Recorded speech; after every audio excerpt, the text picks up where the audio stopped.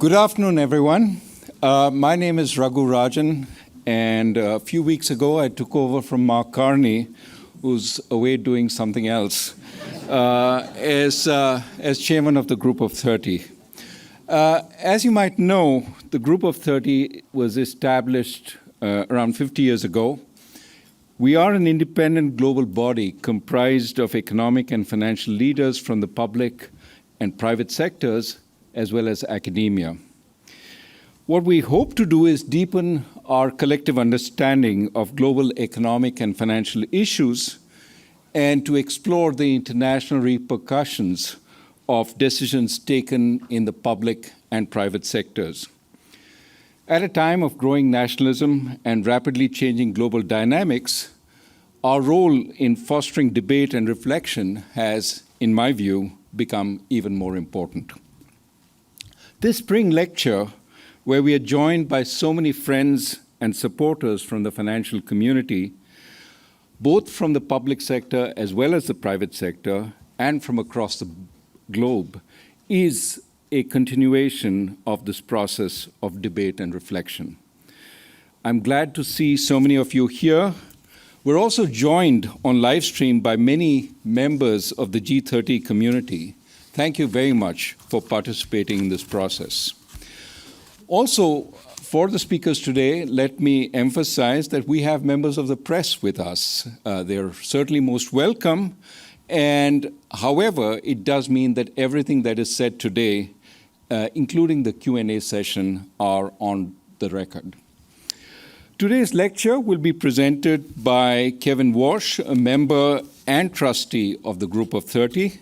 But before we hear him, let me first thank Managing Director Kristalina Georgieva and the International Monetary Fund for hosting us and continuing to offer us their hospitality. Now let me invite the Managing Director to give opening remarks and to introduce the speaker.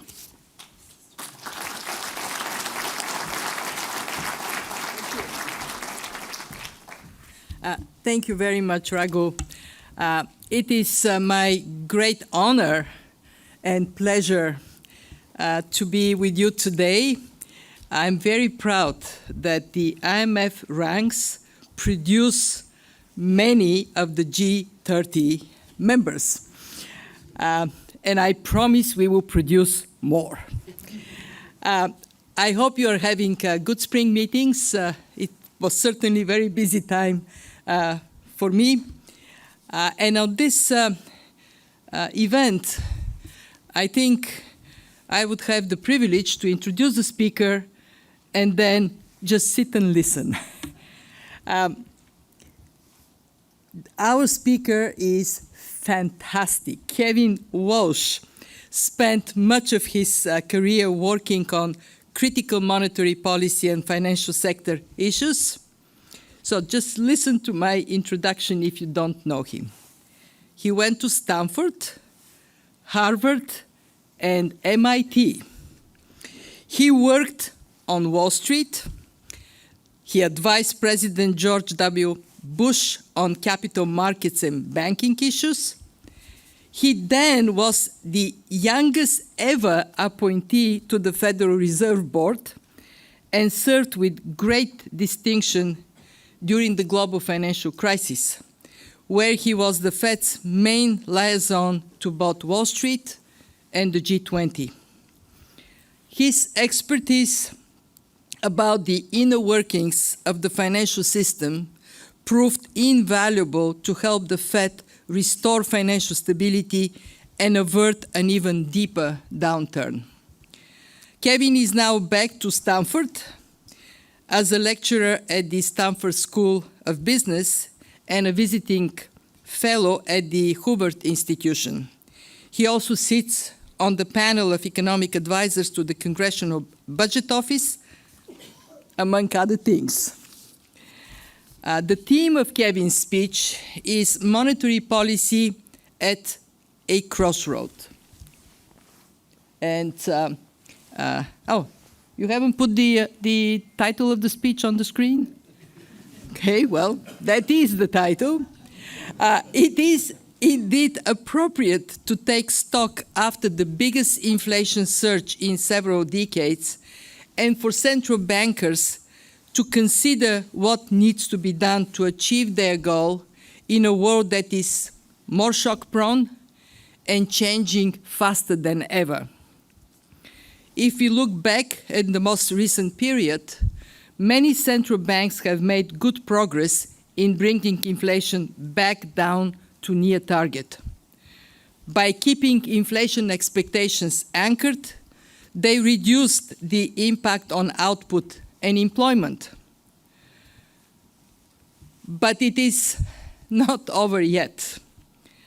Inflation has not been defeated, and in many countries it is still above target. And new shocks, including major shifts in trade policies, in some places may boost inflation again while weakening economic growth. Any central bank with a mandate that includes both price and employment stability will face very difficult choices. But it is vital to ensure that high inflation pressures do not become entrenched, especially if inflation has already run well above target for several years. Beyond the current conjuncture, the recent high inflation experience requires us to think about what needs to change to help central bankers deal with a more unstable world. Clearly, the existing models fell short in predicting the size and persistence of the inflation surge.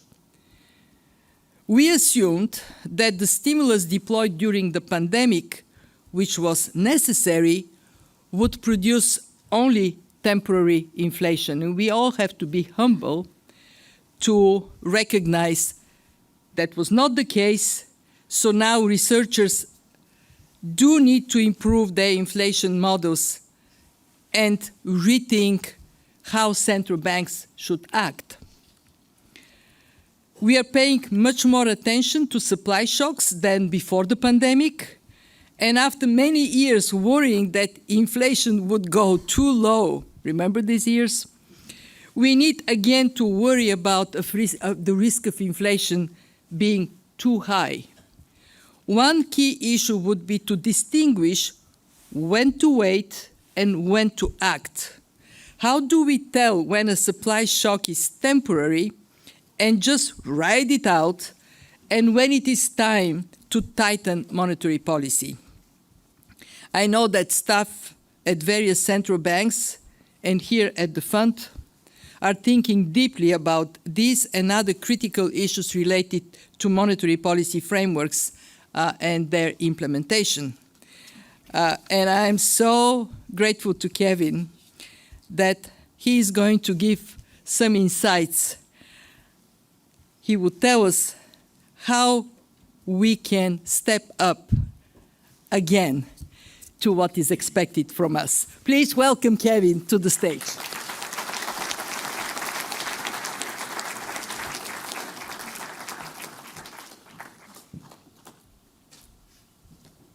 Kristalina, Raghu, thank you very much. Very kind of you to include me today. I think that, as the managing director said, this is a time of huge consequence for the global economy. And inviting me, I take that as a sign that policymakers consider this a time ripe for robust debate and deliberation, testing and truth-telling, and ultimately a time for choosing what policy path we have. Now, as Raghu said, there might be an alternative reason why I was invited today. Your first choice as speaker canceled to become prime minister. For those that are not from the United States, I'm then playing the role of substitute teacher, substitute lecturer. In the US, when the substitute lecturer comes, the students pay no attention. They send paper airplanes. But I hope, because there's so many non-Americans here, you take this like it's a very serious thing. For people that have been following my views on questions of central banks and reforms, much of this will not be new. But curiously, I hear that there's some new interest in my views, so I will popularize some old themes. I'm here under no illusions. I think as the managing director said, this is a time of huge consequence. And I don't exactly think I'm here to the IMF and the World Bank bringing coals to Newcastle. Modern Wilsonians might not be completely comfortable with my words, but it is not my disposition to grant boundless power to government agencies to fix the world. I come from a different philosophical bent. Some might believe that the greatest threat to our economy in the US and around the world comes from outsiders. That is not my view. I believe the predominant risks come from the choices we make inside the four walls of institutions just like this one. This is a historic place and it's a historic venue, so it's an honor to be here. It's especially an honor for me. My greatest mentor in my professional life was George Shultz, who passed away at age 100 in the middle of COVID. And George thought that these institutions, including the IMF and the World Bank, the other institutions that helped define the post-war era, made the 20th century more peaceful and more prosperous. But before he passed, he said in our penultimate lunch that this was the greatest hinge point in history of his life at age 100. And that was a few years ago. I think if he were sitting here with us now, and I feel him here in some sense, he'd believe that's still true. After World War II, the US led a security and economic commons with so many friends, so many allies in this room that advanced the interests of freedom and liberty for much of the 20th century. It included very consequential roles, not just for the US, but friends around the world. But as we sit here, a quarter of a century into the 21st century, we have to recognize that the world looks decidedly less kind, especially the least well-off among our citizens. A series of shocks, geopolitical, economic, and others, have been fierce and frequent. And the key economic institutions that served us well for decades have in more recent periods fallen short of their promises. Absent fundamental reform, we need to ask ourselves whether their high summer is past. In my view, strengthening economic performance requires improving economic governance. That means new ideas, and I'll talk about a few of them, but I'll also say a word about institutions. It means reforming, and in some cases, restoring institutions to their first principles. To be trusted, as most of us know who have been in and around Washington and other capitals, economic institutions must be trustworthy. To be trustworthy, they must prove themselves to be competent in good times and bad, in all sorts of cycles. Economic institutions must also maintain deep humility. Managing Director mentioned that in her remarks, and I think it's a useful reminder for us all. There are limits to what any of us can know about what's happening in markets and the economy, and limits to what we can know about the consequences of our policy choices. Leaders of these institutions have to abide by other limits, some imposed by the Constitution, others imposed by parliaments and legislatures, and maybe most important, limits imposed by the good judgment of people that are tasked with leading these organizations. There is an inherent tendency of government organizations to expand their footprint, and leaders need to help police that. Institutions also must be permitted to act. We can't know in any definitive sense what's around the corner over the hill, but we need to act within well-defined ex-ante frameworks. It's not all just about cleaning up the mess afterwards. And finally, institutions need to be accountable. The greater the power of the public institution, and I see a lot of powerful institutions represented in this room, the greater the responsibility to explain and answer questions about their decisions. So I'll turn this a little bit more personally. Every philosophy is a memoir of sorts, so you're going to hear a little bit of my memoir. I think it's Nietzsche who said that. I would want to give proper credit. So my focus today will be on an economic institution that I'm more familiar with, the Federal Reserve. You can judge whether any of these lessons, any of these stories, have consequences for the institutions that you represent. For those who don't know, I was a member of the Board of Governors at the Fed more than a dozen years ago. I still have the scars to show for the darkest days of the financial crisis in 2008 and 9. The debate in Chairman Bernanke's office were intense, more intense, frankly, than I've read about in all these books. But they were also quite civil, quite consequential. And where I give Chairman Bernanke the most credit was he surrounded himself not with people who agreed with him on everything, but he surrounded himself truly with a team of rivals. And so we'd have incredible fights about what to do because none of us knew, and he would decide and we would largely fall in line. But that's the right lesson, it strikes me, from that period of crisis. Nothing about that period was easy. Maybe with the benefit of history, it looks like the outcomes were all quite known. I should say we made plenty of good calls and plenty of mistakes both. Inevitably, the hardest question then, and I think the most salient question for us today, was the Fed's role and responsibility. I remember after one particularly intense weekend in 2008, we had come up with a new scheme to try to bring some liquidity back to markets, and we were feeling okay about ourselves. Former Chairman Paul Volcker was at the New York Economic Club, and I'll quote what he said, but I remember hearing it in real time. He said, quote, "The Fed has gone to the very edge of its lawful and implied power, transcending certain long-embedded central banking principles and practices." Well, we took that as the equivalent of a brushback pitch. High and tight. For the non-Americans, that's a baseball expression. When you want to tell the Hall of Fame batter, it's not going to be so easy. And we were struck. Well, let me speak for myself. I was struck by that, but we continue to work and grind through the crisis. As I sit here today in 2025, I have to admit that Volcker's warning has gone largely unheeded, even to this day. Changes in the role of the U.S. central bank have been so pervasive as to be nearly invisible. The Fed has assumed a much more expansive role inside of our government on all matters of economic policy. Whether you like it or don't like it, we should admit of that growing role. The Fed has also moved into matters of statecraft and soulcraft too. In my view, as we think back over the most recent period of years, forays far afield, for all seasons and all reasons and with the best of intentions, have led to systematic errors in the conduct of macroeconomic policy. The Fed has acted more as a general purpose agency of our government than a narrow central bank that preceded my days as a central banker.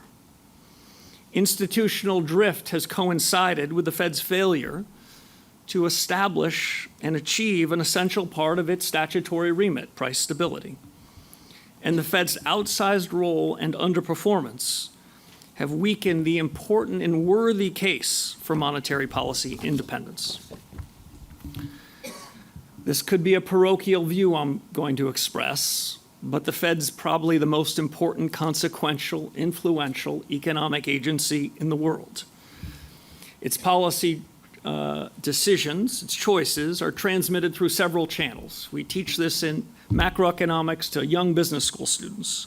We talk about foreign exchange channels and bond market channels and confidence channels, asset price channels. The most important channel, however, is intellectual. That's what I've come to speak to you about. And I think that's why, as the managing director said, that's why we're all here at this consequential moment. So my lecture today is more a political treatise than how-to guide. My hope is that it's received in the spirit it's intended. It's more a love letter than it is a cold critique, because I was a central banker and understand the essential role that the Fed and so many organizations in this room play. In order to get to the meat of that philosophy, see if I can first set aside some of what I describe as the fast food of central banking. That's part of the current practice of monetary policy. If we can move that aside, I think we can turn to a more nutritious meal. First, frequent changes to the Fed's metrics, including its professed preferred measure of inflation, are beneath the high standing of any central bank. Central bank credibility is the coin that purchases American economic strength. In Washington, especially in Washington, a central banker can ill afford to be anything other than a straight shooter. Second, I do not find the current Fed policy, which has gone on from my day, of data dependence to be of much value. When pushed on that, I say there's only two problems with data dependence: the data and the dependence. We should care very little about what's happening 2 numbers to the right of the decimal point in the latest government release. Breathlessly awaiting trailing government data from stale national accounts, subject to revision subsequent to significant change, is evidence of false precision in this business that we're in, and subject to a lot of analytic complacency. If financial markets want to follow that, that's okay, but we central bankers need to recognize the error in that data. Third, near-term forecasting. That was just starting to become common when I left the Fed. I view for central bankers it's all too common today. It's a distracting Fed preoccupation. Economists are not immune to the frailties of human nature. Once policymakers, myself included, reveal their economic forecasts to the world, they often become prisoners of their own words. Fed leaders would be well served to skip opportunities to share their latest musings. The swivel chair problem, as a friend described it to me once, rhetorically waxing and waning with the latest data release, is common and it's counterproductive. Central bankers' jobs is not to have the perfect forecast, it's to make the best decision. So I ask myself whether this frequent repetition of forecasts and dots is helping us get to the right decision when new facts come in, or it's actually hurting. Fourth, forward guidance. It's a related tool rolled out to great fanfare in the financial crisis. I recall in the darkest days of '08 trying to say that the Fed is locking its own hands behind its back because we wanted markets to know we weren't going to quit. So in crisis times, I could be persuaded that forward guidance should come back. But it has little role to play, in my view, in normal times. Moving markets with rolling incantations is tempting, but unhelpful to the Fed's deliberations and ultimately its mission. The central bank should find new comfort in working without applause and without the audience at the edge of its seats. Now that I've gotten that off my chest, we can turn to a more substantial offering.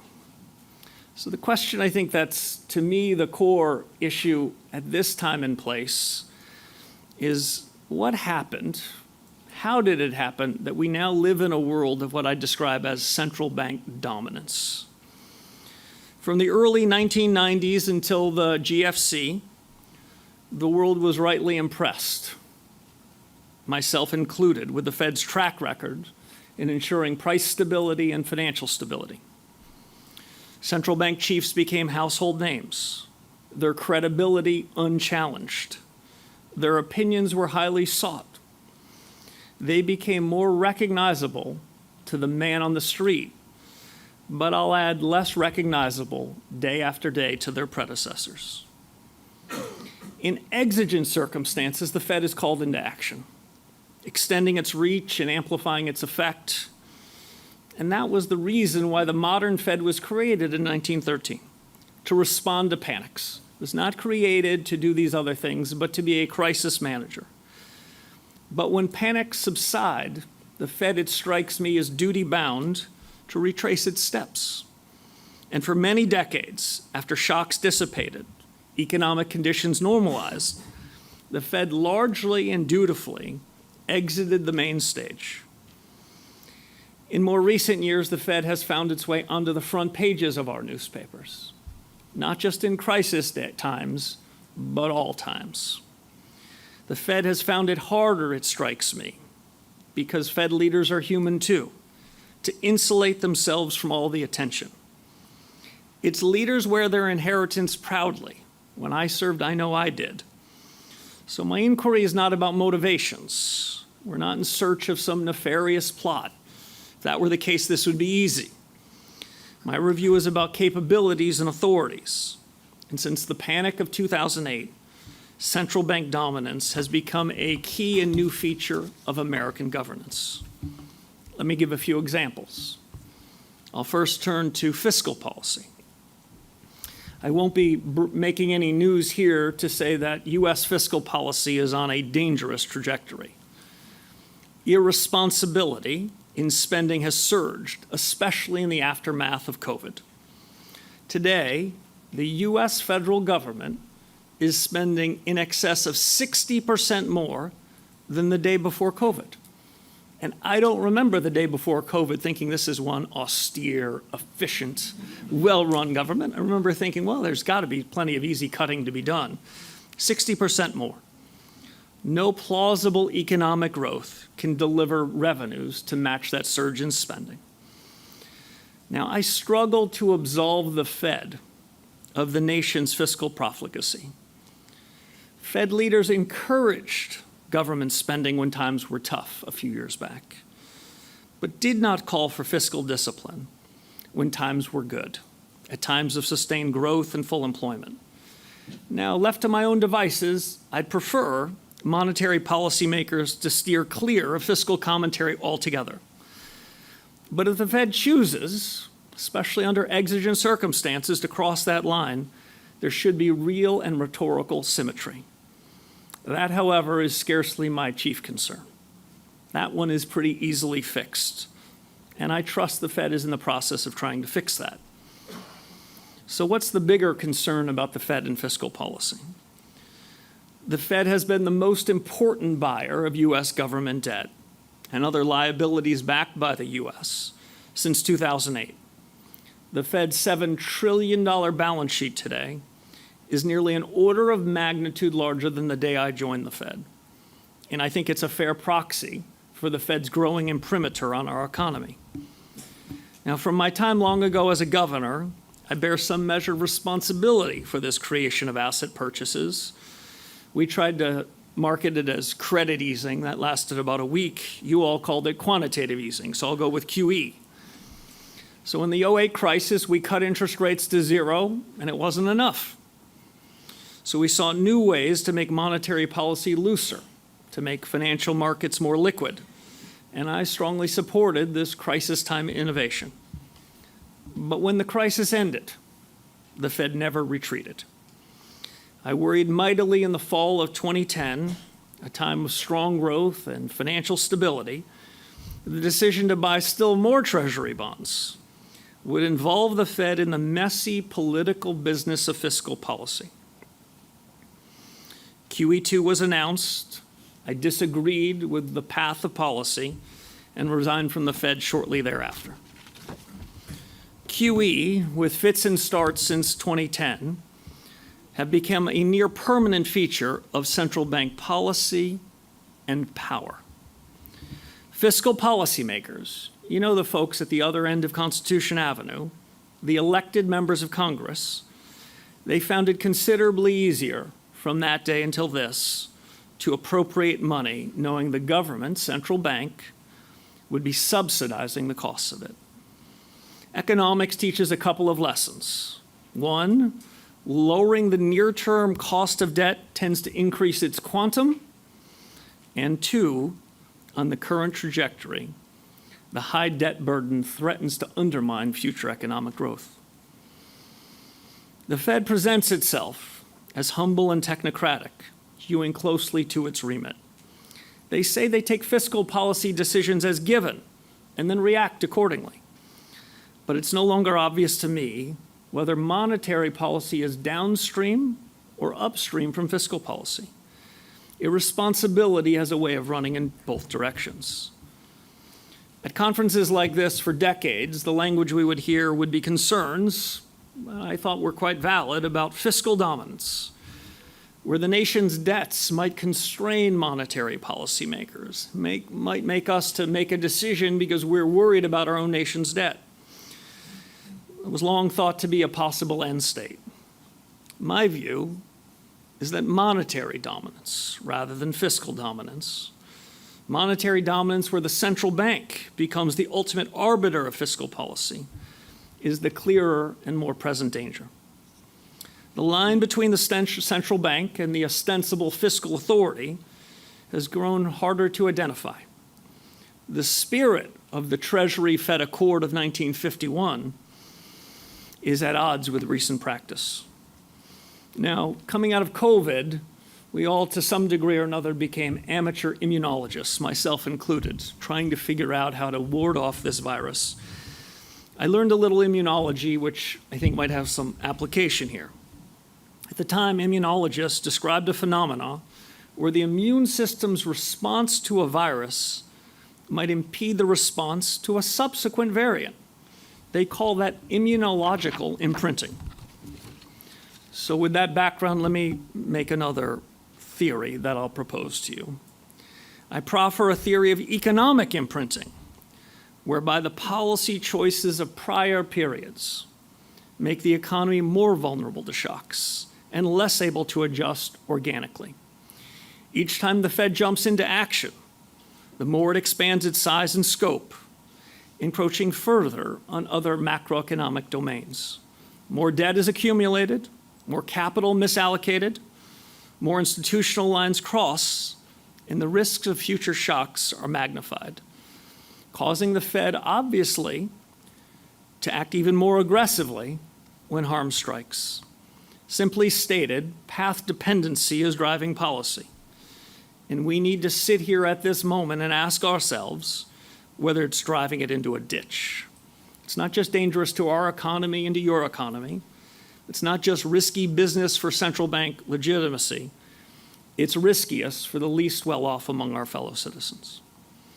So that's my little riff on fiscal policy. Let me say something about when the Fed wanders further. The Enlightenment elevated the role of reason and autonomy in decision-makings. You can think of Locke or Rousseau or Immanuel Kant. None could have conceived of a central bank like ours. Still, a fundamental precept of their thinking in the age of reason, I think, is readily applicable to the modern Fed. They held out a fierce resistance to whims. Central bankers and bandwagons should be total strangers. It would be better for the Fed's long-term success to focus on the time-honored and the enduring rather than the fashionable and the fleeting. I observe the modern central bank, at least in my country, to be a bit too willing to traffic in contraband. Others can adjudicate whether matters of cultural import are in the province of the political narrative or civil society, but the Fed's business, it is not. Climate change and inclusion are politically charged issues, likely to put half of the crowd into high dudgeon to even mention them. People of good conscience have their own views, their own motivations, their own policy prescriptions. Take no issue with any of that. Elected officials are the ones tasked with evaluating data, synthesizing views, charting policy, and granting authority, if they so desire, to executive branch agencies. The Fed has neither the expertise nor the prerogative to make political judgments in these areas. The Fed's remit, given to us by Congress, is not a suggestion or a jumping off point. And as Supreme Court jurisprudence makes clear, Congress is not in the business of hiding elephants in mouse holes. Let me give a couple of examples to try to make this real. In late 2020, the Fed joined something called the Network of Central Banks and Supervisors for Greening the Financial System. The Fed said it's, quote, active and in many cases playing a leading role in climate-related work. A year later, the Fed said they had intensified their focus on supervisory efforts on evolving threats like climate change.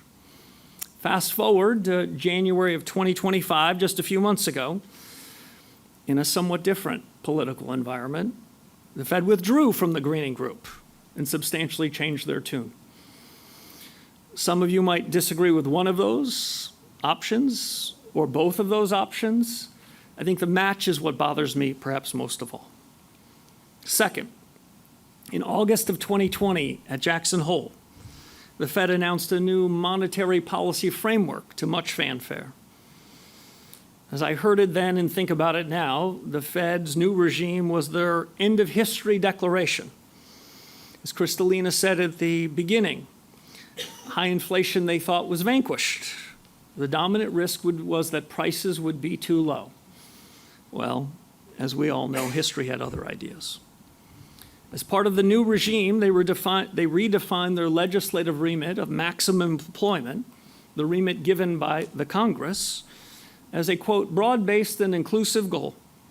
The new nomenclature of inclusive employment was understood to underscore the Fed's willingness to accept higher inflation so that certain groups could achieve higher rates of employment, or so the theory goes.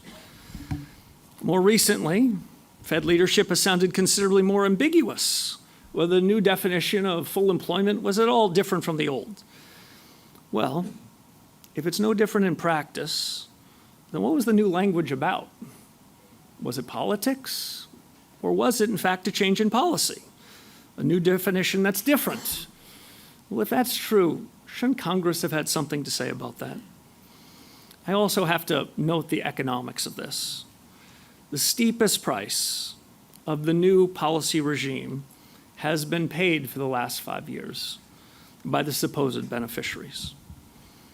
Now, there's a final reason to be uncomfortable with the Fed's focus on groups, and this goes to the profession that we're all practicing. Some in our profession have tended to de-emphasize individuals, as if larger forces are in charge. In my view, individuals rather than groups are the core of civil society, and frankly, the core of American prosperity. A successful Fed policy regime should not view individuals as some cog in the machine or as some fixed member of some readily definable group. What an individual does in the US and around the world when he or she wakes up in the morning matters immeasurably to the path of the economy. More broadly, I'll proffer another theory for you. The central bank should consider adopting a principle of institutional neutrality, pioneered in the university context, often associated with the Chicago principles. Neither the modern university nor the modern central bank has a comparative advantage, it strikes me, as a social justice organization, though they both do a lot of good. They should avoid taking positions on issues unless such matters plainly threaten the core missions of those institutions. The more the Fed opines on matters outside of its remit, the more it jeopardizes its ability to ensure stable prices and full employment, and the more vulnerable it becomes to the body politique. The Fed's expansionist tendencies portend existential risks. Let me turn then to my final two topics of inflation and, I hesitate to say, independence. On inflation, for about 40 years, the American people didn't have to think about it. And if the Fed's enviable track record on price stability had continued through this decade, I bet central bankers would have been given a wider berth. I bet the political class and the man on the street might have looked the other way to a fair bit of mission creep. But then the Fed foundered on fundamentals and inflation surged. The intellectual errors that contributed to the Great Inflation include some mix of the following. The central bank came to believe that its price stability objective was largely self-executing. Inflation was 2% because they said so. They came to believe that these big black box models, including the DSG models that are dominant at the Fed, most of the profession, were anchored in reality. Instead, they're just useful ways for help us think about, frame issues, to inform what's really happening. Perhaps the Fed thought that monetary policy had nothing to do with money, that the central bank was a bystander to forces outside of its control, that the surge of Putin and the pandemic were blameworthy for inflation, much more so than the surge of government spending and government printing.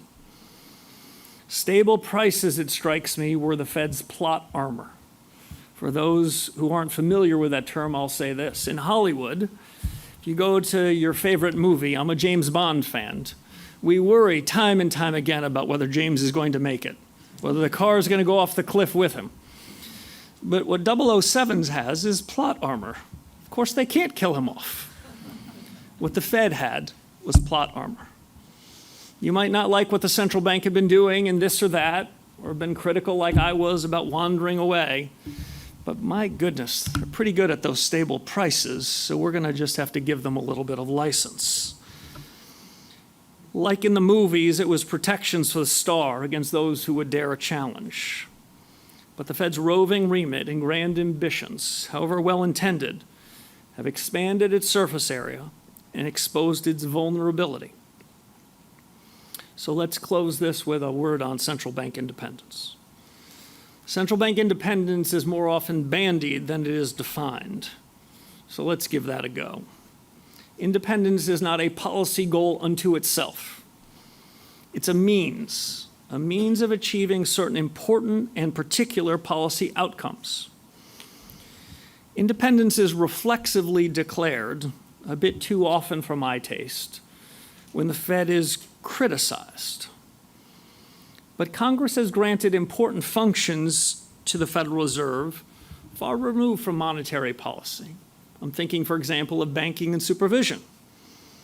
I do not believe the Fed is owed any particular deference in bank regulatory or supervisory policy. Fed claims of independence in bank manners undermine the case for independence in the conduct of monetary policy. And when the Fed turns away from its creed and traditions, exercising powers that were once in the province of our Treasury Department, or take positions on societal issues, whether popular or not, it further jeopardizes the operational independence in what matters most. I studied economics more than I studied law, but my parents wanted me to go to law school, so in their spirit, as they're looking down, I'll make a single reference to the courts. Since Marbury versus Madison, a famous case in 1803, Article III courts have been in the business of policing Article I and Article II powers, that is, powers of the Congress and the President. And since McCulloch v. Maryland in 1819, the courts have wrestled time after time about the role and authority of a central bank in our republic. Others are far better situated than I to sort out the constitutional imperatives and legislative authorities of the current conjuncture. But what I believe is this. I strongly believe operational independence in the conduct of monetary policy is a wise political economy decision. And I believe Fed independence is chiefly up to the Fed. That doesn't mean central bankers should be treated as pampered princes. When monetary policy outcomes are poor, the Fed should be subjected to serious questioning, strong oversight, and even opprobrium. But a narrow central bank, we have to recognize, has more going for it than mere tradition. Our constitutional republic is accepting of an independent central bank only if it sticks to its congressionally directed duty and successfully performs its task. Ours is, after all, our third experiment in the US with a central bank, not because of the success of its predecessors, but their failure. We don't become the third central bank the way you win a third Super Bowl, like keep at it, and we keep giving you more. It's the third because we've struggled with the questions that are in the current policy conjuncture since the founding of the Republic. And what's my historical lesson from those old fights about the Bank of the United States? We should remember the revealed preference of the body politic is a deep distaste for inflation, also for bailouts and power grabs. The governance objectives, it strikes me, is clear. It's to make the central bank safe for democracy, not to make democracy safe for the central bank. So in conclusion, before Raghu comes up here and asks me a series of tough questions, I should say the Fed's current wounds are largely self-inflicted, and its plot armor isn't what it once was. A strategic reset is necessary, now more than ever, to mitigate losses of credibility, changes in standing, and most important, worse economic outcomes for our fellow citizens. Now, this all might strike you as quite a surprise to hear, because we central bankers are trained to be careful with our critiques. lest the daylight reveal the magic. A bigger risk, it strikes me, is that of the sorcerer's apprentice, the misuse of magical powers producing trouble. Assembled in this room are dear friends who served with me in the financial crisis, colleagues who served with me on the G30, who are doing their best in our country and around the world to strengthen the economy, to ensure duty to its remits in various places. We're stewards of good and important purposes. We can ill afford the closing of the monetary mind. And if anything today, what I hope for is a richer discourse and a richer inquiry. We should be a bit less worried about violating pieties, prepared to endure periodic frowns of disapproval, because the benefits are huge. We can reclaim our intellectual freedom. We can get policy back on track. We can get stable prices and strong economic outcomes. Central bank legitimacy demands nothing less. I appreciate your time. Thank you for listening. Raghu, please come on up and rough me up a bit.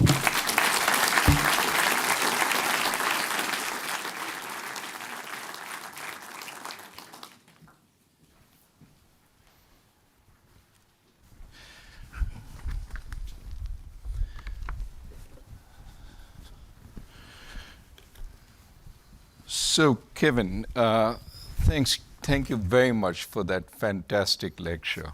And if you were the substitute teacher, I think the main teacher is out of a job now. Right. I'm not touching that one. But let me assure you, well, not that main teacher. You meant Mark. No, I didn't. Let me assure you, you were our first choice. So thank you very much for doing it. And it was a treat. Now, unfortunately, I agree pretty much with everything you said. So I don't really have a question, which is actually good for everyone in the audience because it gives you more time. So can I ask anyone who has a question to stand up? And the mics are around in the aisle. And just raise your hand, stand up, indicate your name and institution while asking the question. And please go ahead. So, gentleman out there.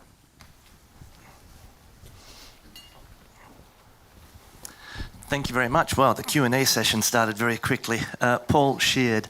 Governor Warsh, you talked a lot about central bank independence at the end. You talked about the critique of fiscal policy and sort of maybe some blurring of the lines there.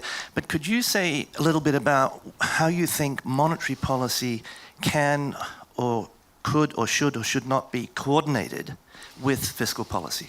So it's a good and fair question. It's probably the subject of another lecture. I would say that inevitably in crises, we have to admit that there is some blurring in the edges. In the darkest days of 2008 or 2009, the biggest fights weren't always what to do. It was who's going to do what. In some ways, for governments, I'm sure this is true for the IMF, for the managing director too, the question isn't what's the right policy, it's who chooses. So in crises, I would say those lines are quite different. In normal times, and when we have strong economies, we're basically abiding by remit.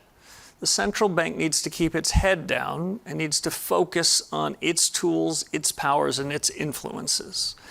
And the fiscal authorities are going to do what they're going to do. I don't tend to be a fan of central banking urging the fiscal authorities, at least around here, to spend more. This is like asking my dog if he wants to go for another hike. So there's a line there. The Treasury-Fed Accord 1951 reads pretty well.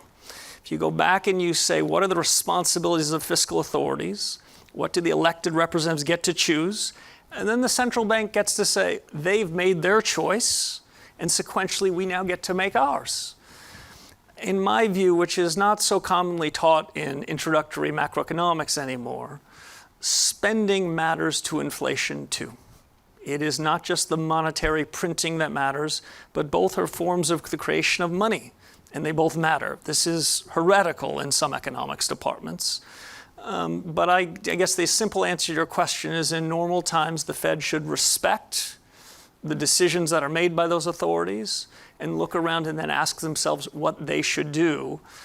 And what bothers me most is when we're doing the buying of the debt from our own government in normal times at full employment and price stability, I have to ask the question, because I think I was critical enough up there, is that really fiscal policy by other means? Have we then decided to cross the lines in normal times? And so mine is really a call to reinstate the accord from 1951. And I recognize that there's a reason why the Treasury Secretary and the Fed chair meet every week. It's because there is some natural overlap. There is some coordination. I'm not trying to be naive or innocent about it. But we central bankers, we should really let the rest of government do their bit, and then we can do ours. So let me take the prerogative of asking you a question in the middle, which is, you did a lot during the global financial crisis, and few would dispute the need to do that at that time.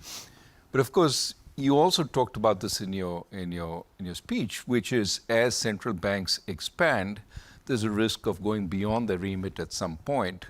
And certainly, treating what you did then as business as usual in normal times is going to be way beyond your remit. Yeah. How do you put the genie back in the bottle? How do you tell the markets, don't expect this from us again, that was a one time. And we need another Great Depression to do it again, but not before. Yeah, so it's a great question. So the naive answer is, will you just seamlessly return to the status quo ante as if nothing ever happened? But it's naive. That's the essence of Raghu's question. We decided to cross lines in the global financial crisis. And in the pandemic came, they decided to cross those same lines. Seeing that was not enough, they had to cross more. I think the best that you can do is to do two things. Ask yourself, are there things we can better do to mitigate the risks of these shocks happening so frequently? So the 2008 financial crisis, by broad histories, was a banking crisis, and in my judgment, had the Fed not stood in, the global banking system would have proven insolvent.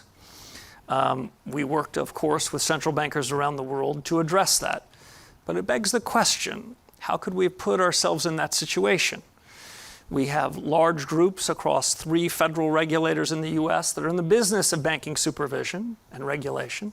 The world has many more. We meet frequently in Basel, Switzerland.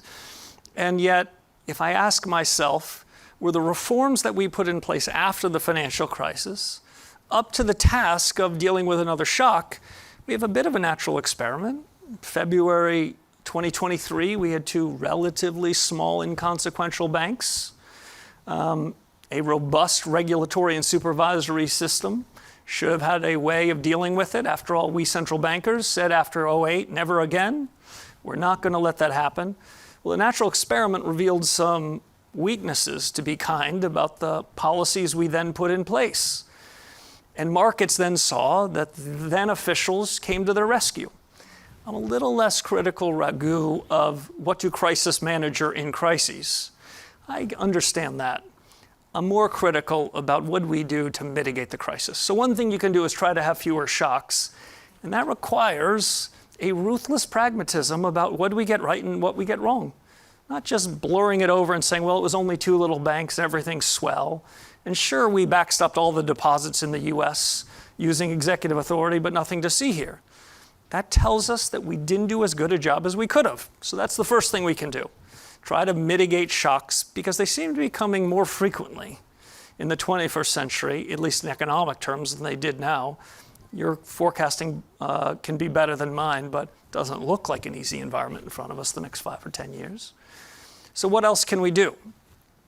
When we have periods of relative peace and prosperity between shocks, we have to have the rhetoric and the reality of we're going back to our normal business.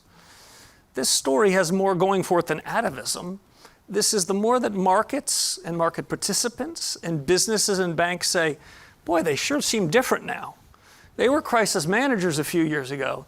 They look kind of different. Their policies are different.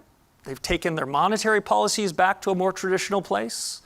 They're not spoon-feeding us like they did in the crisis, telling us, don't worry, everything will be okay on Monday. The more we comport in our daily business like every day is a crisis, the more we ask for greater crises and ask us to cross lines. So those are two suggestions. They're not perfect. And I wish I could say we could go back to the world before '08. We can't. But we need to address that in, I think, a more fundamental, honest way than we have to this point. Axel, then Jacob. These are friends now. If these are not softball questions, I'm going to be very disappointed.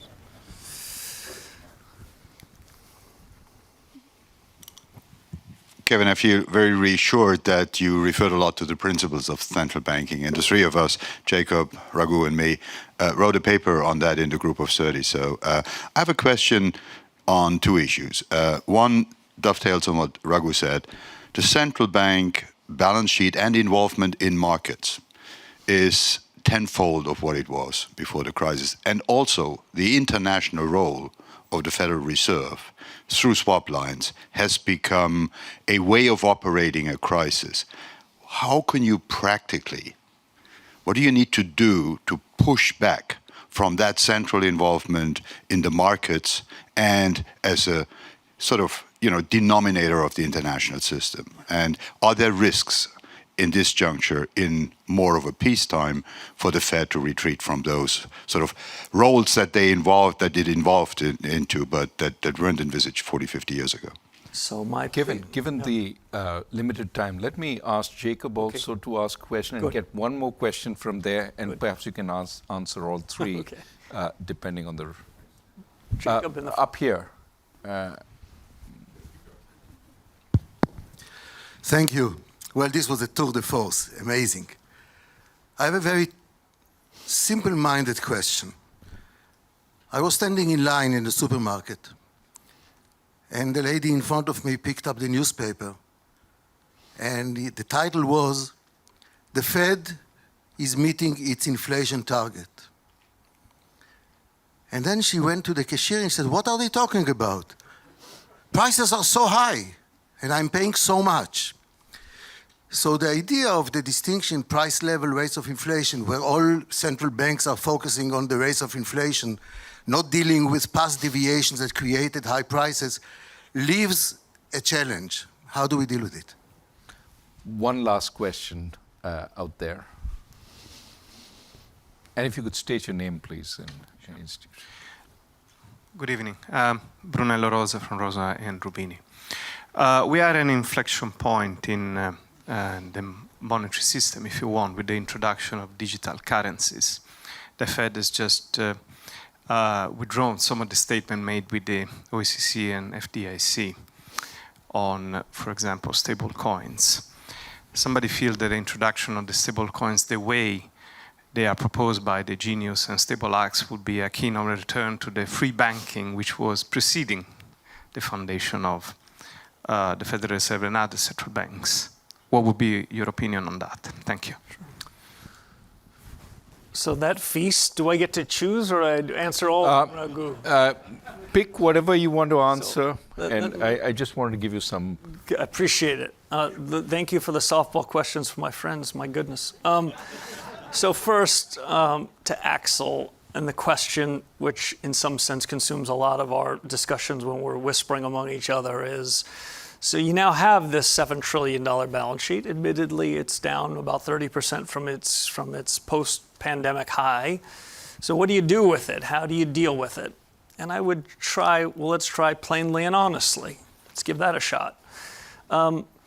We created this balance sheet for two reasons in the '08 crisis and in most of the times that it surged afterwards.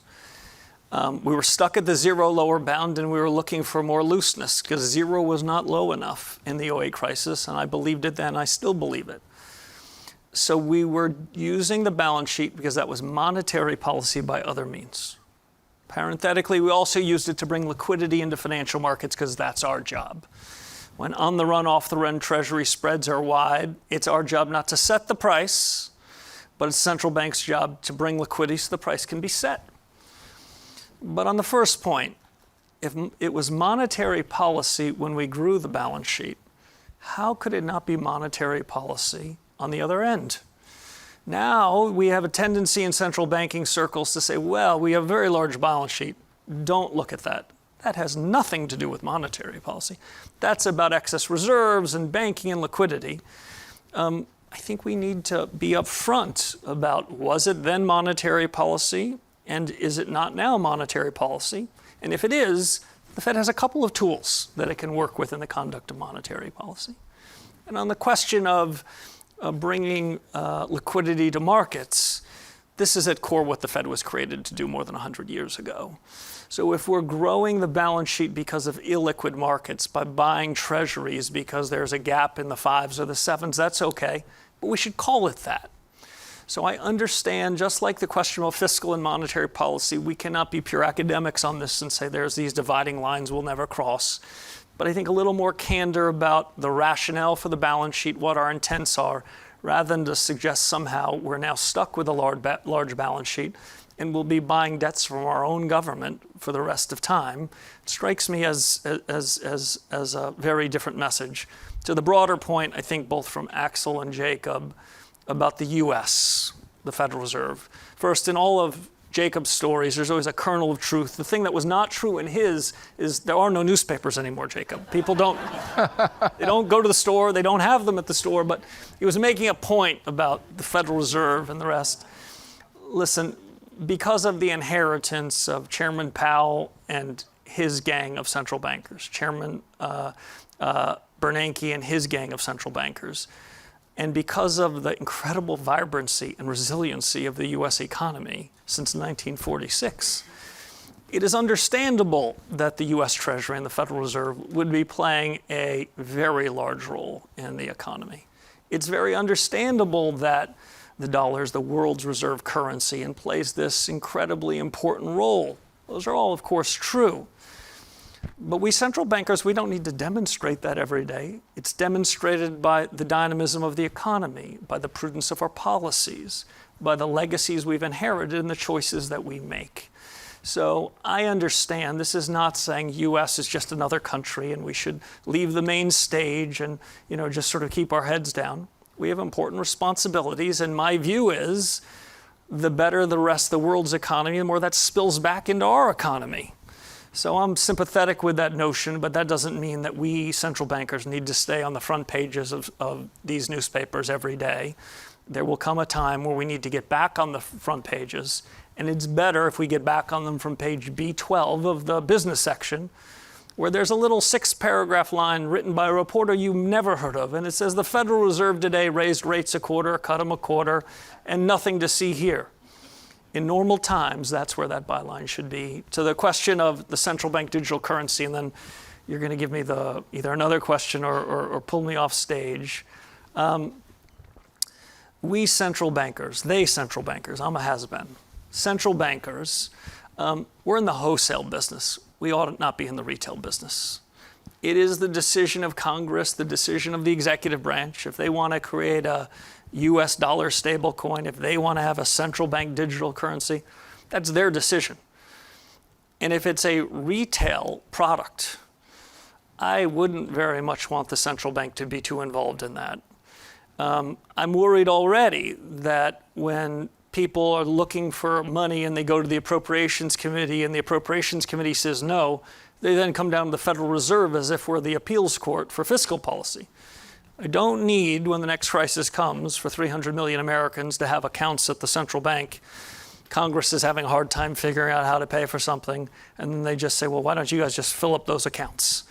My view is this whole discussion of cryptocurrency is mostly, I think, misunderstood. This new technology is software.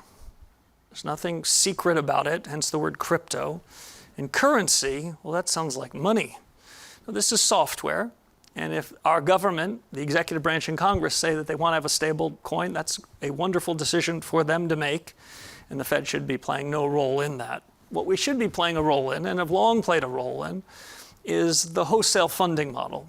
What happens when this money goes between one bank and another? What happens when the central bank is playing in the interbank market?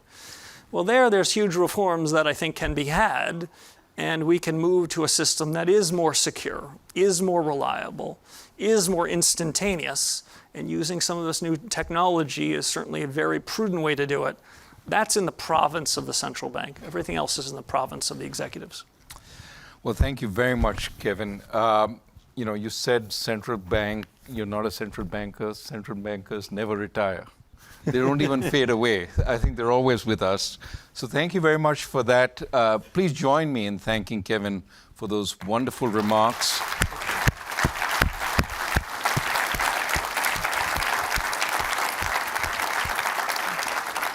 I also want to thank Managing Director Georgieva for her opening remarks and for the IMF for hosting us, as well as all the fun staff who has helped in making this event possible. We welcome all of you to join us for a reception outside, and thank you very much again for coming today, and hope you will participate in future such events. Thanks. Thank you, That buddy. was fantastic. Thank you. How well?